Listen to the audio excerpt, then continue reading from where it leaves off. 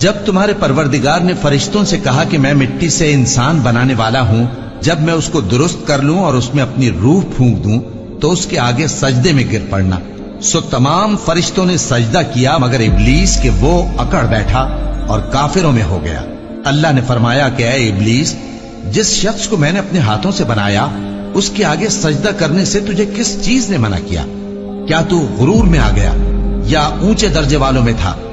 بولا کہ میں اس سے بہتر ہوں کہ تو نے مجھ کو آگ سے پیدا کیا اور اسے مٹی سے بنایا۔ فرمایا بس یہاں سے نکل جا، تو مردود ہے اور تجھ پر قیامت کے دن تک میری لعنت پڑتی رہے گی۔ کہنے لگا کہ میرے پروردگار، اچھا تو مجھے اس روز تک کہ لوگ اٹھائے جائیں مہلت دے۔ فرمایا کہ تجھ کو مہلت دی جاتی ہے اس روز تک جس کا وقت مقرر ہے۔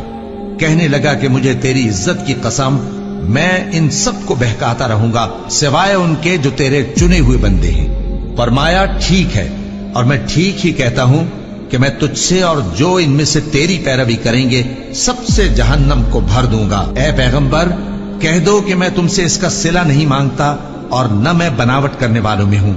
یہ قرآن تو اہل عالم کے لیے نصیحت ہے اور تم کو اس کا حال کچھ وقت کے بعد معلوم ہو جائے۔